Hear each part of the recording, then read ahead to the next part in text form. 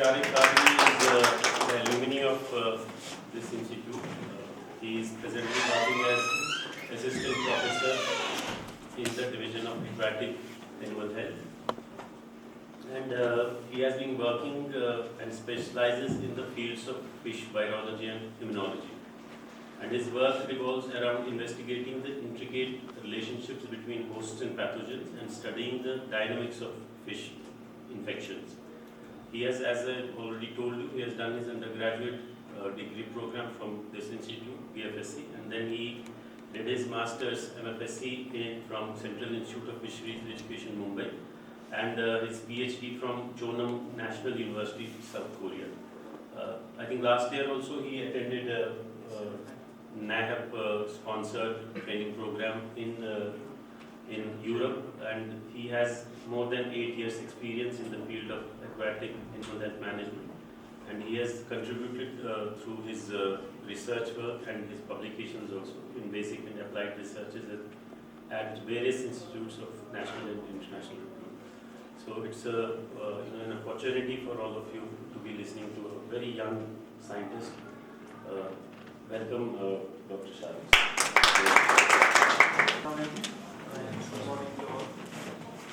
First of all, at the outset, I would like to thank Professor Feroz Ahmed, Dean of Faculty of Fisheries, for MSME sponsored program. Also, I want to extend my warm greetings to Professor Hussain Shah, who happens to be my teacher and manager also. And also to the participants and our own students. So the topic that has been entrusted upon me is disease prevention and control in freshwater fish rearing. As I related with the field of fish health, so I will be mostly concerned about the diseases that are prevalent in freshwater aquaculture and how we manage them. Next slide. Next, Asghar. So before we jump into that part, the fish diseases part, so we should be clear in our minds what is a disease. So in a layman term, a disease is something when we say that from the human perspective, we say a disease is a condition wherein we are not feeling well, we are sick, right? So this is from the layman perspective. But from the medical point of view and also from the epidemiological point of view, there are many definitions. So if we try to sum up all those definitions, we come to the conclusion that a disease is nothing but an abnormal condition. So in short, it's an abnormal condition wherein the function or the structure of a particular organ or sum total of all organs is not working, it deviates from the norm. So in short, it's an abnormal condition. So when there's abnormal condition in the context of fish or in the context of human health, so it relates to the abnormal functioning of the body. So when there is abnormal functioning, it means the fish is not able to behave properly in the aquatic ecosystem. Next. So this brings us to another point. What is health? So health and disease go side by side. So when we say disease is the abnormal condition, so what is health? Health is the physical well-being. Physical well-being in terms of mental, social and physical health. So that's the definition of health. Health encompasses various dimensions.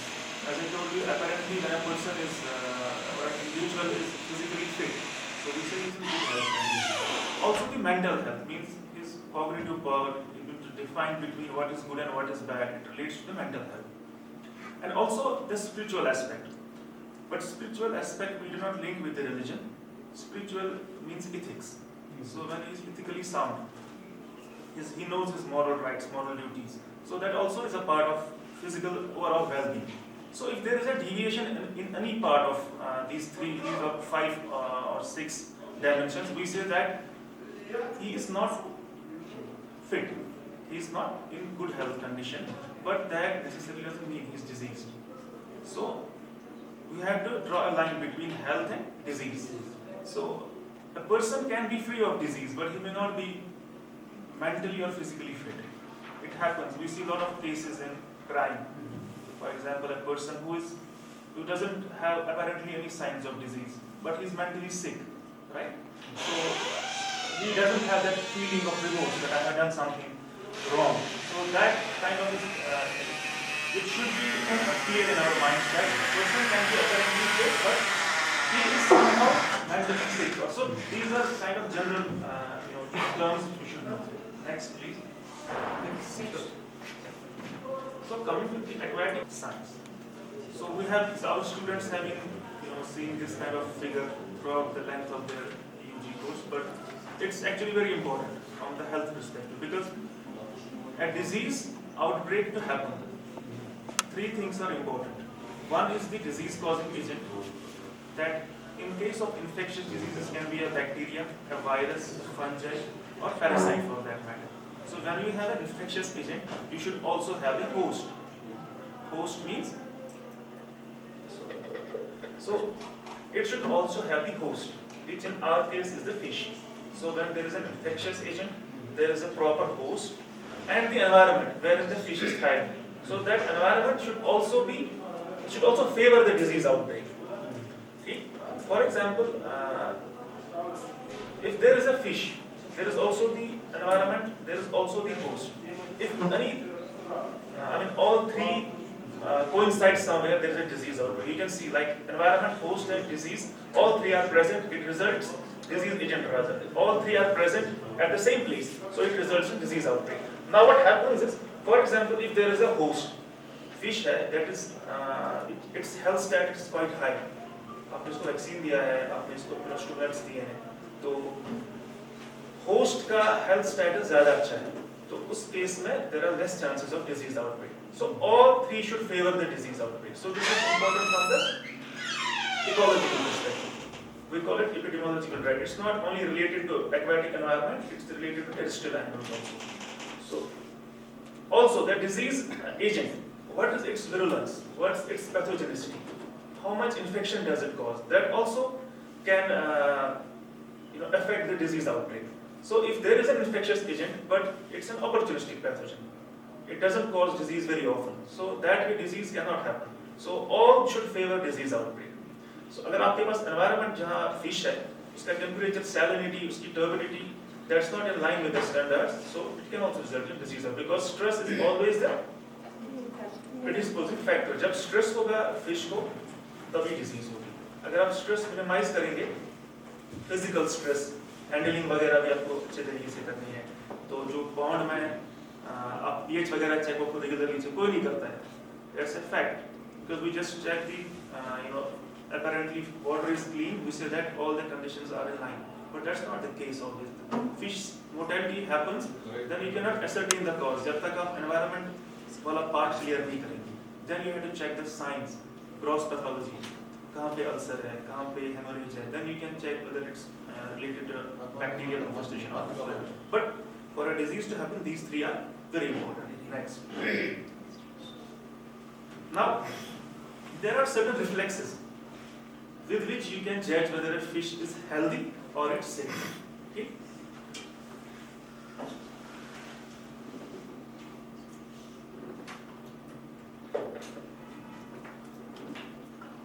Thank you.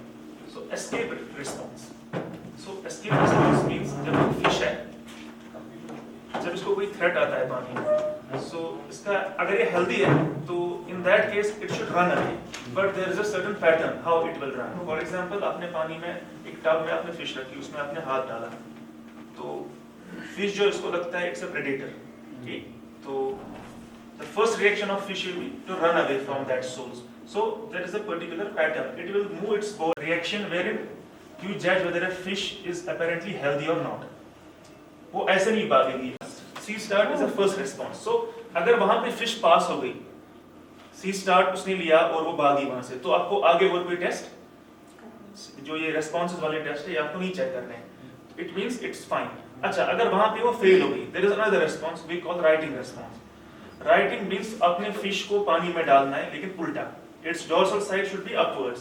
तो आप पानी में डालोगे, अगर ये ठीक है, it will immediately turn, वो normal position में आ जाएगी. So it will try to right itself. That is the second response. So अगर पहला वाला fail हो गया, फिर राइटिंग में भी ये फेल हो गया अपने आप को ठीक करने में, then we have to check the ventilation. Fish को अपने पानी में डाला, अगर इसका operculum और gills जो continually जो मूव कर रहे हैं, it also is a sign that fish is healthy. ठीक? तो one by one you have to check the responses. Then there is one more response is eye tracking. Eye tracking में आप क्या करते हैं, अगर fish को आपने घुमाया पानी में, ठीक? You try to move the fish. सिर्फ अगर इसकी eyes जो है इसकी body के साथ roll करना start करेगी, so it means fish is diseased. ठीक? जब इंसान में भी होता है, जब जो बंदा बीमार होता है, तो same happens with fish. So when you try to pick up a fish with the help of a net, तो आप उसको उठा के आप उसको उल्टा डालो, ठीक? अगर वो हेल्दी नहीं है तो उसकी बॉडी जो है वो it will swim around a particular axis, तो उसकी आईज भी जो है रोल करती है. अगर उसकी आईज स्टैटिक है, एक ही पोजीशन में रही, so it is a sign that fish is okay. Then it's more related to ocular reflex. ठीक? A normal fish, its right eyeball और उसका जो left eyeball है, they should be opposite to each other. They should not face towards the, we can say, front. ठीक? जिस तरह indication देते हैं कि फिश जो है वो हेल्दी है कि नहीं. अगर फॉर एग्जांपल इसमें इन टेस्ट में वो पास हो गई, so then you have to, it means fish is okay. मगर आपको हैंडलिंग जो है उसका ख्याल है, क्योंकि हैंडलिंग से भी जो है स्ट्रेस होता है फिश में. So ये एक प्रिलिमिनरी हम कह सकते हैं डायग्नोसिस है. So then you have to go for other kind of molecular और जो आपको बाकी टेस्ट हैं वो फिर लैब में करना है. लेकिन ये फील्ड में देखने के लिए है कि जहाँ आपको पता लगेगा कि फिश जो है सच में ये बीमार है कि ये ठीक है.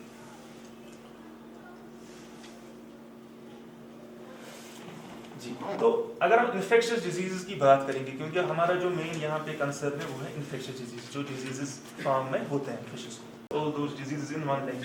लेकिन I have listed some of the diseases which are quite common. So इसमें अगर आप देखेंगे जो एक्वाकल्चर में सबसे कॉमन डिजीजेस हैं वो है vibriosis caused by Vibrio species. Aeromonas infections जो हैं, Aeromonas is a bacteria, gram negative bacteria. इसके केसेस यहाँ पे हर किसी पॉन्ड में होते हैं. ठीक? तो ये लोकल फिशेस को भी इन्फेक्ट करता है और जो ट्राउट है हमारी उसको भी. इसी तरह एडवर्स लॉसेस, इसके रेयर हैं मगर इन्फेक्शंस होते हैं. तो then there is one more infection that is Flavobacteriosis. It's caused by Flavobacterium. ये एक बैक्टीरिया है, ये भी ग्राम नेगेटिव बैक्टीरिया है. ये बैक्टीरिया जो है ये मोस्टली कोल्ड वाटर फिशेस को इन्फेक्ट करता है जो ठंडे पानी में रहते हैं. लेकिन इसमें जो पहले मैंने बोला विब्रियोसिस, वो हमारा कंसर्न यहाँ नहीं है, क्योंकि वो मरीन पैथोजन है जो सॉल्ट वाटर होता है, तो उसमें वो इन्फेक्शंस ज़्यादा. जिस तरह यहाँ पे एरोमोनास के इन्फेक्शंस कॉमन है, इसी तरह वहाँ पे विब्रियोसिस के. और विब्रियोसिस और एरोमोनास जो पहले एक ही फैमिली में थे, फिर हमने उनको सेपरेट किया.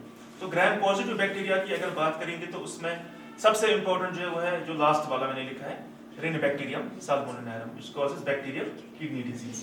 ये भी ट्राउट्स में कॉमन है इन्फेक्शन. इसमें क्या बैक्टीरियोसिस, ये कुछ कॉमन बैक्टीरियल इन्फेस्टेशंस है जिनका मैं यहाँ पे जिक्र कर रहा हूँ. तो सबसे इंपॉर्टेंट जो इनमें बैक्टीरियल डिजीज है वो ये है bacterial haemorrhagic septicaemia. Septicaemia means infection in the blood. ठीक? हेमोरेजिस मींस ब्लीडिंग. सो बैक्टीरियल नाम से ही पता चलता है ये बैक्टीरिया जो है ये ब्लड में इन्फेक्शन करता है और इसके स्किन या इसकी सरफेस पे जो है छोटे छोटे स्पॉट्स होते हैं जहाँ से ब्लीडिंग होती है. तो बैक्टीरियल हेमोरेजिक सेप्टिसीमिया, ये डिजीज है, ये जो मैंने डिस्कस किए थे पीछे, एरोमोनास और स्यूडोमोनास, वो दो स्पीशीज जो है इसके लिए रिस्पॉन्सिबल है. ठीक?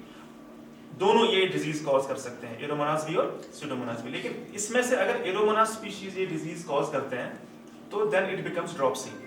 We call it infectious abdominal dropsy. Means ये जो इसका एब्डोमेन होता है उसमें फ्लूइड जमा हो जाता है. फिश के एब्डोमेन में फ्लूइड जमा हो जाता है, तो इसकी वजह से इसका पेट थोड़ा फूल जाता है. We call it dropsy. Dropsy means, dropsy का मतलब ही है कि fluid accumulation in the abdominal cavity. इसका दूसरा नाम है एसाइट्स. दोनों सेम है. पहले इसको ड्रॉपसी बोलते थे, अब इसको एसाइट्स बोलते हैं. लेकिन डिजीज पहले जब रिपोर्ट की गई तब ड्रॉपसी बोलते, इसका नाम पड़ा इन्फेक्शियस एब्डोमिनल ड्रॉपसी. तो इसमें क्या होता है, इसमें आपको रेडनिंग दिखती है. Reddening is actually sign of bleeding. तो इसके स्किन सरफेस पे आपको छोटे छोटे डॉट्स मिलेंगे, पिन पॉइंट हेमोरेजिस. तो वहां से फिश जो है फिश को हम कह सकते हैं वो ब्लीडिंग, प्रोफ्यूज ब्लीडिंग नहीं होती है, मतलब उसमें वैसा नहीं है कि खून निकलता रहता है, वहां पे डॉट्स बन जाते हैं, पिन पॉइंट हेमोरेजिस. अगर आप पिन लेंगे उसको अपने हाथ में आप प्रिक करेंगे 2-3 जगह, फिर छोड़ देंगे, तय देर तय खून नहीं दिखती है, बट वहां पे आपको रेड स्पॉट्स मिलेंगे। Same that's why we call it pinpoint haemorrhage. ये ऐसा लगता है कि किसी ने इसको प्रिक किया है पिन से। तो वैसी हेमोरेज आपको देखने को मिलती है इस डिजीज में। नेक्स्ट, ठीक, तो बहुत सारे एरियाज पे स्किन सरफेस पे इस फिश को रेडनेस नजर आती है। इट मींस कि इसको बैक्टीरियल इन्फेक्शन है। बट ये साइंस आपको वायरल इन्फेक्शन भी नजर आते हैं। So that's why you have to be cautious. So आपको बहुत से टेस्ट करने हैं, उसके बाद में आपको पता चलेगा कि ये बैक्टीरियल है कि ये वायरल। तो दूसरे उसका पेट जो है वो उसमें फ्लूइड एक्यूमुलेशन हुआ है। So that is actually the dropsy. और इसकी आंख जो है जो बाहर आ गई है, पॉप आई जिसे हम कहते हैं या एक्सॉप्थेल्मी। तो ये सबसे कॉमन डिजीज है जो यहाँ पे पाई जाती है, ठीक, infectious abdominal dropsy. Next, trouts को इफेक्ट करती है वो है फिरनकुलोसिस। फिरनकुलोसिस मींस जो है बॉइल्स, जैसे दाने होते हैं तो वैसे ही फिश की स्किन पे बॉइल्स बन जाते हैं। That's why we call it furunculosis. ये एरोमोनास का ही, जिस तरह उसमें आपने एरोमोनास पढ़ा, उसमें एरोमोनास हाइड्रोफिला मेन जो कॉजेटिव एजेंट था, इसमें एरोमोनास की एक और स्पीशी है साल्मोनेसिस है। नाम से पता चलता है साल्मोन या ट्राउट को ज्यादा इफेक्ट करता है। तो इसके डिफरेंट फॉर्म्स है, उसके डिटेल में हम नहीं जाएंगे, लेकिन जो इसकी एक्यूट फॉर्म है उसमें सबसे ज्यादा हेमोरेज जो होती है उसके फिन्स और मसल्स पे पाई जाती है। लेकिन जो क्रॉनिक फॉर्म्स है, chronic means over a long period of time, but इसका जो इम्पैक्ट है वो लेस होता है, ठीक। सो क्रॉनिक इन्फेक्शंस नॉर्मली कैरियर्स जो होते हैं, कैरियर फिशेस जो ओवर्ट साइंस नहीं दिखाती हैं, ओपन साइंस नहीं दिखाती है, लेकिन वो इन्फेक्शन कैरी करती हैं, तो उनमें क्रॉनिक डिजीज डेवलप हो जाती है। तो उसमें भी आपको जो इंटरनल ऑर्गन्स देखेंगे तो उसमें नेक्रोसिस भी होती है, मींस उसकी सेल की डेथ भी होती है, ठीक। तो ये लेजन्स जो ये जख्म है, ये कभी कभार बहुत से मतलब टिश्यू के डीप चले जाते हैं, देन इट बिकम्स एब्सेस, वहां पे पस फॉर्मेशन बन जाती है उसकी स्किन पे इस डिजीज में। बहुत से स्पीशीज हैं, एरोमोनास साल्मोनेसिडा अगर ये डिजीज खुद कॉज करेगा तब इसको हम बोलते हैं टिपिकल फिरनकुलोसिस, ठीक। अगर कोई दूसरी स्पीशीज है एरोमोनास साल्मोनेसिडा की, दूसरी कोई वैरायटी है, स्ट्रेन है या सब स्पीशी है, तो उसमें अल्सर ज्यादा फॉर्म हो जाते हैं। अल्सर मींस डीप कट, ठीक। तो वो ऐसा लगता है वहां पे जैसे एक पिट किसी ने खोदा है उसकी स्किन पे, तो वो अल्सर एब्सेस जब आप निकालोगे ना, ड्रेन करते हैं नॉर्मली, जब इंसानों में भी ये जब आप क्लिनिक पे जाते हैं तो वहाँ पे जब किसी को पस होता है ना, तो उसको वो ड्रेन करना पड़ता है, राइट। तो कोई जो मेंटली स्ट्रांग होता है वो एनेस्थीसिया नहीं लेता है, चाहे लोकल या वो कोई लेता है, लेकिन फिर उसमें कट करके वो सारा drain, that is actually abscess, ठीक। अगर नॉर्मल स्किन पे पस होगा, जो नॉर्मल स्किन इन्फेक्शन में होता है, वो हाथ से ही वो पस निकलता है, लेकिन एब्सेस टिश्यू के डीप चला जाता है, तो उसके इर्द गिर्द एक रिंग बनती है, जो इम्यून रिएक्शन होती है, तो उस वजह से वो पस अंदर ही रहता है, तो वो ड्रेन आउट करना जरूरी होता है, तो उसको कहते हैं एब्सेस। तो एब्सेस जब आप निकालोगे तो वहां पे डीप एक अल्सर जो है क्रिएट होता है, तो वो वॉइड फिल करने के लिए then we go for some antibiotic treatment, ointment वगैरह, ताकि वो जल्दी हील अप हो जाए। सेम फिश के स्किन में भी है, तो उसके स्किन में जब पस फॉर्मेशन होगी तो हम उसको ड्रेन नहीं करेंगे, लेकिन विद टाइम क्या होगा, जब इन्फेक्शन एक्यूट होगा, जब ज्यादा वो इफेक्ट करेगा, तो उसमें खुद ही वो पस निकल के वो अल्सर अपैरेंटली आपको विजिबल होता है। तो ये डिपेंड करेगा कि कितना स्ट्रेन, कितना पैथोजेनिक है, ठीक।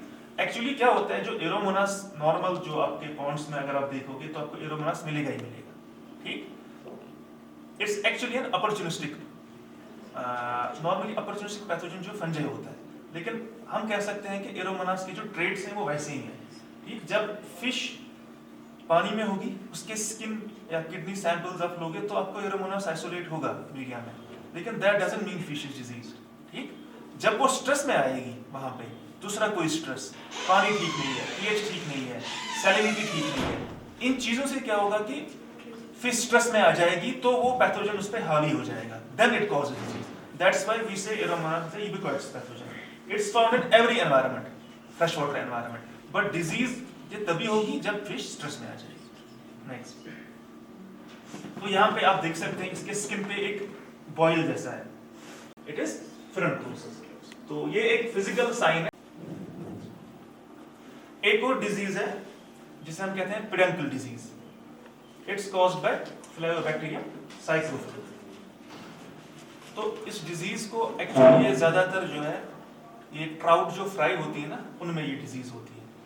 इसको कहते हैं, दूसरा नाम रेनबो ट्राउट फ्राई सिंड्रोम। ठीक, RTFS ट्राउट के जो फ्राई होते हैं उसमें ये डिजीज ज़्यादा कॉमन है। अब जो सर्वेलेंस प्रोग्राम हमारा यहाँ पे चल रहा है प्रोजेक्ट में, जो national surveillance programme throughout India है, तो उसमें आधा काम हमें भी यहाँ है। उसमें इन्होंने इस बार ज़्यादा फोकस इसी डिजीज़ पे किया है कि आप अपने जो फार्मर्स जो आपके पास सैंपल आते हैं, या आप जो पैसिव या एक्टिव सर्वेलेंस करते हो, उसमें आप देखो कि रेनबो ट्राउट फ्राई सिंड्रोम जो है इसका क्या प्रिवलेंस है। ठीक, वो सस्पेक्ट करते हैं कि कश्मीर में ये होना चाहिए, क्योंकि बाकी एरियाज में फ्लेवोबैक्टीरियम आइसोलेट होना स्टार्ट हुआ। यूरोप में इसके बहुत से इन्फेस्टेशन है, पर्टिकुलरली नॉर्वे में, तो वहाँ इसके इन्फेक्शंस कॉमन है, क्योंकि वहाँ नॉर्वे में सबसे ज़्यादा जो ट्राउट कल्चर एस्टैब्लिश हुआ है, not in terms of production but techniques जो है वो उन्होंने ही स्टैंडर्डाइज करी है ज़्यादा, और वहाँ पे ट्राउट कल्चर ज़्यादा कॉमन है, और वहाँ पे रिसर्च भी ज़्यादा ट्राउट, क्योंकि फिश जब वही कल्चर करेंगे तो रिसर्च भी ज़्यादा ट्राउट में होगा। नेक्स्ट पे आप जाओ, और इसकी जो बॉडी के बीच में जो कहते हैं, ये सारा जो है ये यहाँ पे अल्सर वाला इतना डीप होता है कि वो जो टेल पोर्शन है वो सेपरेट होता है। ठीक, दूसरा इसमें एक इम्पोर्टेंट पॉइंट है, कभी कभार इतना प्रोग्रेसिव डिजीज नहीं होती है, लेकिन जब आप देखोगे फिश को, वो पिक्चर यहाँ पे नहीं है, उसमें आपको रेनबो इरिडिसेंस नजर आती है, जिससे रेनबो ट्राउट में आप देखते हो ना, इसमें रेनबो इरिडिसेंस होती है, तो वैसी इरिडिसेंस आपको कहाँ नजर आती है, इसके कॉर्डल पेडंकल पे विद सम नेक्रोसिस। तो फिश से वो उसमें से जो है वो विब्रियो है, वो उसमें विब्रियो की भी कुछ स्पीशीज सभी नहीं, लेकिन ये टिपिकल जो है, इसलिए जो है उसका नाम फिर यही रहा। तो अभी जो रिसर्च हो रही है वो कह रहे हैं कि जो माइकोबैक्टीरियम फॉर्मिकम और वेराइना में एक्चुअली सेम है, लेकिन अभी पूरा क्लियर नहीं हुआ। नेक्स्ट, तो यहाँ पे आप देख सकते हो फिशेस के इंटरनल ऑर्गन्स में बहुत सी स्वेलिंग है, बहुत सी इन्फ्लेमेशन है, so it's actually a sign of mycobacteria, fish mycobacteriosis.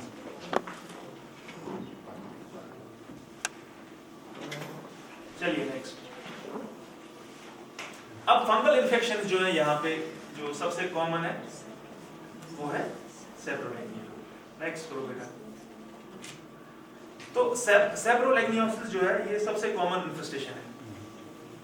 तो सेप्रोलैग्निया पैरासिटिका जो है, इसका एक्चुअली दो पैथोजेंस हैं जो ये डिजीज कॉज करते हैं, सेप्रोलैग्निया पैरासिटिका, सेप्रोलैग्निया डिक्लाइनी। तो ये दो जो होते हैं ये इकट्ठे इन हम कह सकते हैं कॉम्प्लीमेंट करते हैं एक दूसरे को, ये डिजीज कॉज करने में। सेप्रोलैग्निया जिसे हम दूसरा नाम बोलते हैं कॉटन वूल डिजीज, क्योंकि जो फिश में इन्फेक्शन हो जाता है फंगस कॉटन जैसा होता है, तो इसीलिए इसका नाम है कॉटन वूल डिजीज। जो भी फंगल इन्फेक्शंस फिश में होते हैं, जो भी इन्फेक्शंस हो, चाहे सेप्रोलैग्निया हो कोई और हो, that is always a secondary infection. ठीक, मोस्ट केसेस में अबाउट 80% ऑफ द केसेस, इसका मतलब ये है कि पहले फिश को या तो बैक्टीरिया से इन्फेक्शन हुआ है, तो वहां जो जख्म बना उस जख्म में फंगस ग्रो हुआ है, तो दैट्स व्हाई वी से सेप्रोलैग्निया और जो फंगल इन्फेक्शन ऑपर्चुनिस्टिक है, वो जहां पे आप देख सकते हो फिश के सरफेस पे जो है कॉटन लाइक ग्रोथ है। ठीक, so it's an indication that it is a Saprolegnia infestation, but that is not always the case. I forgot the name, there is one more disease, अभी मुझे नाम याद नहीं आ रहा है, तो वो एक्चुअली बैक्टीरिया है।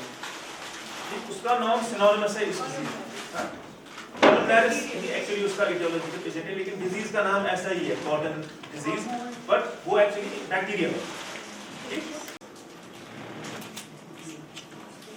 तो इसी तरह कुछ वायरल डिजीजेस हैं जो कोल्ड वाटर फिशेस में कॉमन है, तो वो भी n number of viral diseases हैं। ठीक, तो बहुत से वायरल डिजीजेस हैं, तो उस पर एक अलग लेक्चर बन सकता है, लेकिन यहाँ पे मैंने सिर्फ 4 का मेंशन किया है जो एक्चुअली अक्रॉस द ग्लोब हमने रिपोर्ट करी है, that has been specifically related to salmonella in particular. तो उसमें सबसे इंपॉर्टेंट है ये किसी वायरल हेमोरेजिक। तो जो मैंने पहले बोला था आपको, वो था बैक्टीरियल हेमोरेजिक, तो वहां पे भी साइन सेम थे। ठीक, हेमोरेज वहां पे भी होती थी, सेप्टिसीमिया वहां पे भी है। ये एक्चुअली दो टर्म्स हैं, सेप्टिसीमिया, दोनों तीन टर्म, सेप्टिसीमिया, बैक्टीरिया, वायरिनिया। ठीक, so septicaemia in general means blood infection, लेकिन जब आप वायरीमिया कहते हो इट मींस जो रेप्लिकेटिंग वायरसेस होते हैं ब्लड में, वो क्या है उनका काउंट। इसी तरह बैक्टीरिया में multiplying bacteria in the blood. Septicaemia just an indication that is an infection in the blood, it does not necessarily reflect कि इस स्टेज पे जो है बैक्टीरिया मल्टीप्लाई कर रहा है या वायरस उसमें ग्रो होगा, तो वहां पे बैक्टीरिया था। तो वायरल हेमोरेजिक सेप्टिसीमिया जो है ये नॉर्मली जो साल्मोन्स को इफेक्ट करता है। It's an OI reported disease, जो ऑफिस इंटरनेशनल पेस्ट एपिजोडीज है, जिसे हम कहते हैं world organisation for animal health, जो कि मॉनिटर करते हैं डिजीजेस को थ्रू आउट द वर्ल्ड। तो उन्होंने इसको लिस्ट किया है and that too it has never been enlisted since its first report, means इसका हैवक जो है अब तक है और सबसे ज्यादा रिसर्च वायरल डिजीज में इसी पे हुआ है। तो इस डिजीज में अब तक जो है, हालांकि हम इसको कुछ हद तक कंट्रोल कर पाते हैं, लेकिन इसका जो वायरल जो साइकिल है वो ऐसा है कि ये फार्म में एक बार आ गया तो ये इन्फेक्शन बहुत ज्यादा फैलता है। सबसे जो ज्यादा इन्फेस्टेशंस होते हैं फिशेस में वो जनरली पैरासिटिक होते हैं। इट कैन चेंज, पर जो जनरल ट्रेंड है ओवरऑल पैरासिटिक इन्फेस्टेशन ज्यादा होते हैं, उसके बाद बैक्टीरियल है, उसके बाद वायरल है। वायरल इन्फेस्टेशन 1 या 2% के चांस से फार्म होने के, लेकिन जो बैक्टीरिया और फंगल इन्फेस्टेशन है वो सबसे इजी है कंट्रोल करना। ठीक, उसमें आप ट्रीटमेंट दे सकते हो, एंटीबायोटिक दे सकते हो। लेकिन वायरल इन्फेक्शन ट्रीट करना ना ह्यूमंस में इजी है ना फिशेस में, क्योंकि ना इसका जो एंटीवायरल ड्रग है उसकी एफिकेसी भी फिशेस में उतनी टेस्ट नहीं की है हमने। ठीक, तो वायरल इन्फेक्शंस का ज्यादा जो कंट्रोल पे फोकस होता है वो होता है मैनेजमेंट, कि आपको वायरस आने ही नहीं देना है फील्ड में। ठीक, तो उसके लिए अलग प्रोटोकॉल्स हैं जो मैं थोड़ा आपको ब्रीफली बताऊंगा एंड में क्या क्या है। इसी तर्ज पे एक और वायरस है जिसे हम कहते हैं स्प्रिंग वायरीमिया कार्प। तो ये जनरली स्प्रिंग सीजन में जो ज्यादा इसके चांसेस होते हैं, ये कार्प्स में होती है, गोल्ड फिश में भी इसका जो ज्यादा चांस है इन्फेक्शन के होते हैं।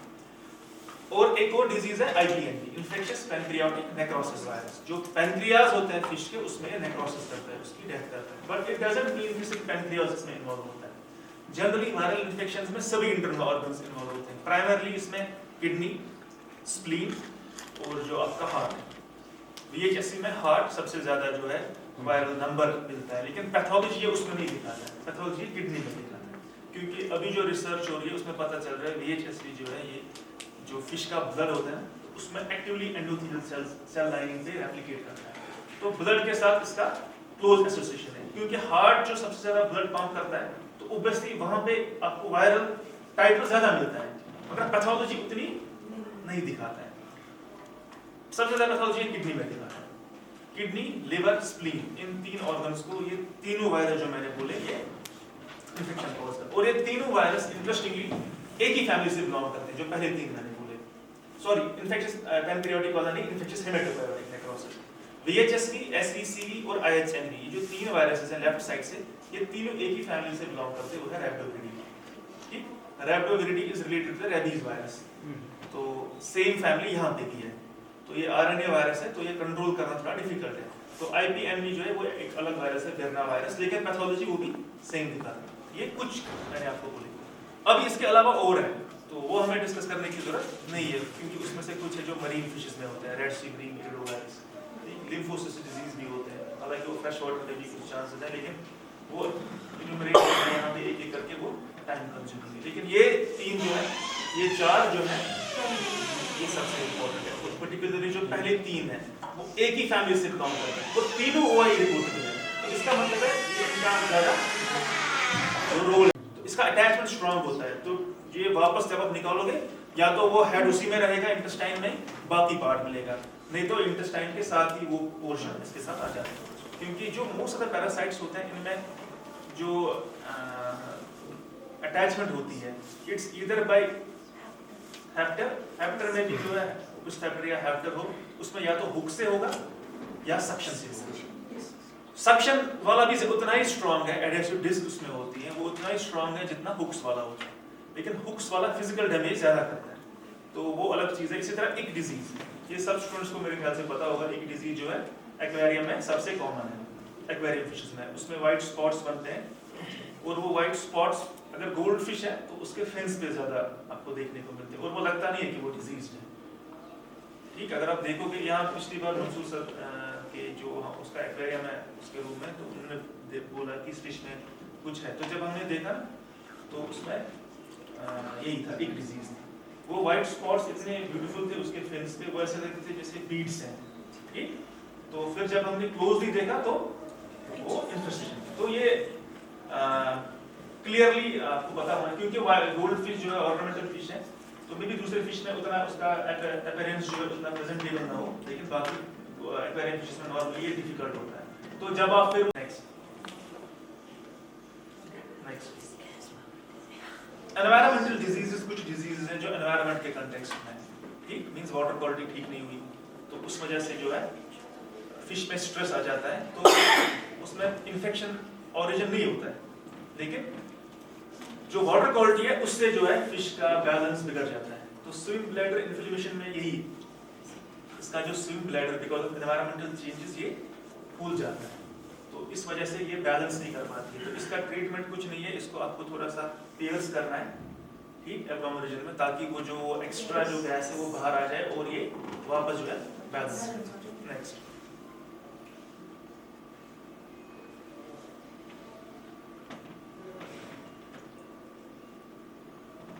गैस बॉक्स डिजीज, ये भी कॉमन डिजीज है। इसमें क्या होता है कि पानी में जब ऑक्सीजन या नाइट्रोजन की कंसंट्रेशन ज्यादा हो जाती है तो उसमें बबल्स बनना स्टार्ट करते हैं। अब इसके दो फॉर्म्स हैं। जो छोटी फिश होती है ना, फिंगरलिंग वगैरह, अगर पानी में बबल्स बन गए नीचे, वो बबल्स डायरेक्टली जो है खा जाता है, तो उस बबल से उसको ऑब्स्ट्रक्शन होगी अंदर, उससे भी एक डेथ, चोकिंग हो, वो एक तरीका है। दूसरा है कि जब पानी में वो नॉर्मल रेस्पिरेशन करेगी तो उसमें सुपर सैचुरेशन होगा, तो उस वजह से उसके ब्लड में जो है जो ऑब्स्ट्रक्शन या जो बबल्स बनेंगे वो ऑब्स्ट्रक्शन कॉज करेंगे, then it can lead to death of the fish. ठीक, ये हैज हैपेंड, आप बुक्स में पढ़ लेना ये, तो जो एक्सोप्थेल्मिया हो जाता है because of the bubble formation, so that also happens in this disease. तो इसमें यही है कि आपको एरिएशन से जो प्रेशर मेंटेन करना है, ठीक, अगर ऑक्सीजन का प्रेशर ज्यादा है तो नाइट्रोजन देके आपको बैलेंस करना है, ठीक। नेक्स्ट प्रोसेस का जब मैंने जिक्र किया पहले भी, तो उसमें क्या होता है, डेथ हो जाती है। तो उसमें जो डर्मल टिश्यू है फिश का, उसमें जो है हम कह सकते हैं ऐसा लगता है कि इसको किसी ने खुरेदा है, ठीक, तो वैसा अपीयरेंस आता है नेक्रोसिस में जब बाहर से होगा। इंटरनल जब होगा तब आपको हिस्टोपैथोलॉजी करनी है, देखने के लिए कि कौन सी नेक्रोसिस है। लेकिन जो बाहर वाली नेक्रोसिस है उसके बहुत से रीजंस हो सकते हैं। ये डिजीज है, ये 1970s में इसका रिपोर्ट किया गया, लेकिन इसका अब तक क्लियर जो इटियोलॉजिकल एजेंट है, कॉजेटिव एजेंट है, वो पता नहीं है। कुछ कहते हैं कि ये पैथोजेनिक है, लेकिन अब तक किसी भी केस में जो है पैथोजन पहले आइसोलेट नहीं हुआ है, ठीक, it has been isolated afterwards. तो इट मींस कि इसका कुछ लिंक है। तो जो रिसर्च है उससे पता चलता है कि जो यूवी लाइट्स हैं उसका इन्फ्लुएंस हो सकता है, या वाटर क्वालिटी ठीक नहीं होगी उससे हो सकता है। तो जो अभी अडैप्ट नहीं हुआ होता है या जो फिश माइग्रेट करती है उनमें ये लेजेंड ज्यादा देखने को मिलते हैं। सो इट मींस कि इसका एनवायरनमेंट के साथ लिंक है। तो ट्रीटमेंट के लिहाज से इसमें बहुत से आप ड्रग्स दे सकते हो। इसने मेलाकोनिसाइड नीम का जिक्र किया है, but I would not prefer that because of some concern. Next, तो प्रिवेंशन इन डिजीजेस का आप कैसे कर सकते हो? तो दो चीजें हैं, प्रिवेंशन एंड कंट्रोल और ट्रीटमेंट। ट्रीटमेंट मींस आप ड्रग दोगे, आप जो है डिजीज को क्योर करोगे, तो वो एक्वाटिक एनवायरनमेंट में सबसे लास्ट ऑप्शन होना चाहिए। क्योंकि एक जानवर को डिजीज हो गई, आपने उसको आइसोलेट किया, इंडस्ट्रियल सिनेरियो, किसी भी जानवर को, बोवाइन, आपने उसको आइसोलेट किया, आप मेंटेन कर सकते हैं। क्योंकि एयर एज अ मीडियम जो है उतना उसमें चांसेस नहीं है ट्रांसफर होने के पैथोजन के, उतना पानी में है, ठीक, क्योंकि जो उसका म्यूकस होगा फिश का उसमें भी पैथोजन होता है, वो म्यूकस पानी से लग सकता है दूसरी फिश को। तो एक्वाटिक एनवायरनमेंट और एक क्लोज्ड एनवायरनमेंट है, अगर हम पॉन्ड की बात करेंगे, ठीक, तो उसमें स्टॉकिंग डेंसिटी भी ज़्यादा है, तो चांसेस हाई होते हैं डिजीज के, क्योंकि वहाँ पे एनवायरनमेंट वैसा ही क्रिएट होता है। तो हमारा फोकस जो गोल होना चाहिए वो क्या होना चाहिए, प्रिवेंशन। और उसका सबसे बेस्ट तरीका है वैक्सीन, लेकिन अनफॉर्चुनेटली इंडिया में कोई वैक्सीन अब तक बना नहीं है, Israel is the only country जो किसी का वेट नहीं करती है, ठीक। वो खुद वैक्सीन बनाते हैं, खुद टेस्ट करते हैं, खुद देते हैं, ठीक। आपको लाइसेंस होना चाहिए एज पर गवर्नमेंट रूल, जो यूएसए का है। तो जो वो करते हैं वो हम भी यहाँ करते हैं। तो यहाँ पे भी आपको लाइसेंस होना चाहिए, लेकिन लाइसेंसिंग एजेंसी जो है वो इतना इजी नहीं, जब तक वो लाइसेंस देगी तब तक सारा जो है सीजन चला जाएगा।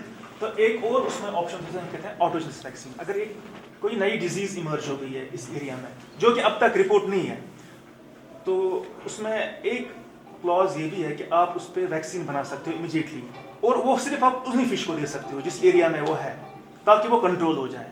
फिर फर्दर आप उसको रिफाइन कर सकते हो बाकी फिशेस के लिए, तो उसको हम कहते हैं ऑटोजेनस वैक्सीन। तो प्राइम करने का जो हम नॉर्मली श्रिम्प्स में करते हैं, क्योंकि श्रिम्प्स में एंटीबॉडी नहीं होती, तो वहाँ there you need to do prime. तो उनमें आप इसलिए श्रिम्प्स पे जो पेपर्स हैं वो ज़्यादा इम्यूनोस्टिमुलेंट्स नहीं है, ठीक। तो उसके इनेट इम्यूनिटी को आपको प्राइम करना है। तो यहाँ पे जैसे इसने दिखाया है कि फिश है, तो डिफरेंट कंपोनेंट्स है। ये प्रीबायोटिक भी दे रहा है, ठीक, फिर प्रोबायोटिक भी दे रहा है। प्रीबायोटिक से क्या होगा, बैक्टीरिया है फिश के लिए, तो जब उनकी ग्रोथ हो जाएगी उसके इंटेस्टाइन में there will be a competition. तो देयर दैट्स वन पार्ट कि एक तरीका वो है कॉम्पिटिटिव नेचर। तो उसके अलावा वो कुछ सब्सटेंसेस क्रिएट करते हैं, ठीक। आप इसको ऑन करो, तो उनसे इन वन वे और द अदर फिश के इम्यून सिस्टम को बूस्ट करते हैं। तो ये चीजें इंपॉर्टेंट है। तो mucus is the first line of defence. आपको ऐसी चीजें देनी है जिसमें म्यूकोसल इम्यूनिटी जो है फिश की वो एनहांस हो जाए, ठीक। और जाती हैं वो भी पानी के थ्रू जाती हैं, उनके टायर्स वगैरह वो डिप होने चाहिए इसमें, है कि नहीं सर। तो वो क्यों ये करते हैं, क्योंकि उनका जो तो उनके फार्म पे सबसे ज्यादा जो इम्पोर्टेंट है वो है बायोसिक्योरिटी मेजर, ठीक। आपको जो है वहाँ पे प्रॉपर सैनिटेशन होनी चाहिए। जो फार्म्स है वहाँ जो बंदे होते हैं वो शिफ्ट्स में काम करते हैं, उनका सैलरी भी इसलिए ज़्यादा होता है क्योंकि वो लीस्ट टाइम अवॉइड जो है टाइम बाहर देते हैं, वो अवॉइड करते हैं वो चीज़ें, वो फार्म पे स्पेंड। क्योंकि श्रिम्प में इम्यून सिस्टम कॉम्प्रोमाइज होता है फिश के कंपैरिजन में, ठीक। क्योंकि श्रिम्प का इम्यून सिस्टम सिर्फ इनेट इम्यूनिटी पे है, तो उसमें आप एंटीबॉडीज नहीं दे सकते क्योंकि उसमें स्पेसिफिक इम्यून सिस्टम एब्सेंट होता है। लेकिन फिशेस में एक एडवांटेज है, ठीक, आप एंटीबॉडी बाहर रेज कर सकते हैं, टेक्नोलॉजी है तो दे के आप इन्फेक्शन को कम कर सकते हैं। लेकिन जनरल जो प्रिंसिपल है वो ये है कि आप फिश के इम्यून सिस्टम को प्राइम करो बाय इम्यूनोस्टिमुलेंट्स।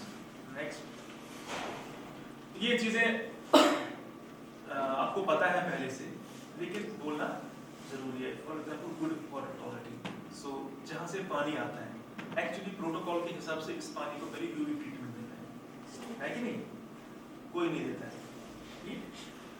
यूवी ट्रीटमेंट देना है। हम सिर्फ यहाँ पे करते हैं डिसिल्टेशन। आप टैंक बनाते हो, उसमें पानी को रखते हो, उसमें सिल्ट वगैरह जो है नीचे जमा होता है, फिर वो पानी आप सर्कुलेट करते हो, ठीक। लेकिन बाहर ऐसा नहीं चलता है, वहाँ पे आपको पानी का टेस्ट पहले होगा, उसके बाद आप उसको यूवी ट्रीटमेंट देते हो 1-2 घंटे के लिए, ठीक। फिर वो पानी आप यूवी ट्रीटमेंट प्लांट से वापस रिसर्कुलेट करते हो जो आपका कल्चर सिस्टम होता है, राइट, मेनली इंडोर जो होगा, तो उसमें आप कल्चर करते हो फिशेस को। तो वाटर क्वालिटी जैसे मैंने पहले कहा सबसे इम्पोर्टेंट जो है फैक्टर है जो डिजीज कॉज करता है। अगर वाटर क्वालिटी ठीक नहीं होगी, अगर वाटर क्वालिटी अच्छी है, फिश इम्यूनो कॉम्प्रोमाइज्ड है, जब वाटर क्वालिटी अच्छी होगी तो पैथोजन भी उसमें उतने चांसेस नहीं है, तो फिश सर्वाइव और वापस जो है ठीक होने के चांसेस हैं। तो वाटर क्वालिटी इंपॉर्टेंट है। इसी तरह जो पॉन्ड एनवायरनमेंट है वो जो है वो हेल्दी होना चाहिए। ये जनरल चीजें, नेट वगैरह जो है वो आपको क्लीन करना है।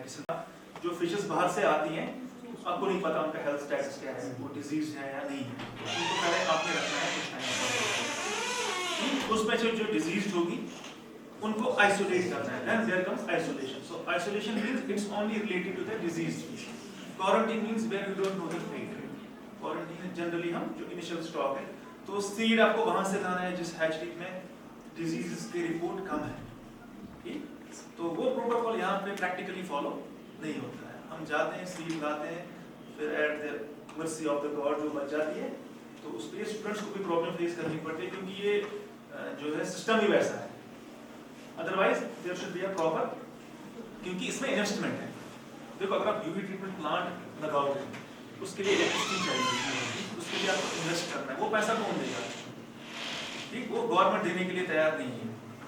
अगर या गवर्नमेंट देगा भी तो then other issues, space constant है, तो बहुत सी चीजें हैं जो इसको हिंडर करते हैं। लेकिन बाहर तभी जो है जो रोड मैप होना चाहिए ना पहले वो क्लियर होना चाहिए। जब आप एक फ्रेम करते हो कोई डिजाइन किसी चीज का, उसमें सब चीजें होनी चाहिए पहले से, ठीक। अगर उसमें फ्लॉ है तो आगे जाके वो रेक्टिफाई करना डिफिकल्ट हो जाता है, क्योंकि उसमें इंफ्रास्ट्रक्चर वापस से रिवैम्प करना है, तो वो चीजें प्रैक्टिकली फिर पॉसिबल नहीं हो जाती। तो जनरल पॉइंट्स यही हैं जो मैं डिस्कस करना चाहता था।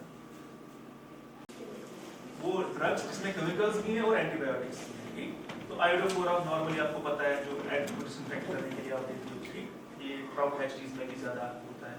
सोडियम क्लोराइड जो कॉमनली आप देते हो, ठीक, NaCl नमक। इसी तरह टेरामाइसिन, इट्स एक्चुअली ऑक्सीटेट्रासाइक्लिन, इसका ब्रांड नेम है टेरामाइसिन बाहर। तो यहाँ पे आप oxytetracycline is the drug of choice. जितने भी एंटीबायोटिक्स हैं जो OI ने सॉरी जो FDA ने अप्रूव किए हैं, उसमें सबसे ज्यादा जो है प्रेफर्ड वाला वो है ऑक्सीटेट्रासाइक्लिन, क्योंकि इसमें ये जो ब्रॉड स्पेक्ट्रम एंटीबायोटिक है, ये ग्राम नेगेटिव को भी और कुछ हद तक ग्राम पॉजिटिव बैक्टीरिया को भी, तो इस तरह बहुत से यहाँ पे दिए हैं एक एक करके। इसी तरह क्लोरोमाइन टी जो है ये एंटी बैक्टीरियल भी है, एंटी फंगल भी है, एंटी पैरासिटिक भी है। मोस्ट जो इसका इंपॉर्टेंट रोल है वो अगेंस्ट बैक्टीरियल इन्फेस्टेशन, बट ये एंटीबायोटिक नहीं है, इसकी बात कर रही है। तो कुछ पेस्टिसाइड्स वगैरह जो या कुछ फॉर एग्जांपल KMNO4 जो है, KMNO4 सबसे कॉमनली यूज्ड डिसइंफेक्टेंट है जो स्टूडेंट खुद यूज करता है, ठीक, क्योंकि ये सेफ है। 2 ppm पे 1 to 2 ppm we can keep the fish for indefinite time। तो ये कुछ नॉर्मल है, लेकिन इस तक नौबत नहीं आनी चाहिए। हमें पहले प्रिवेंशन पे ज्यादा फोकस करना है, क्योंकि aquatic Collaborative and detailed lecture on disease prevention and treatment in freshwater fish culture.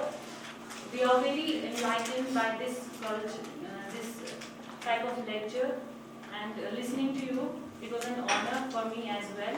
I hope participants have liked it so much and have gained many knowledgeable points from this lecture. We are really thankful to have you.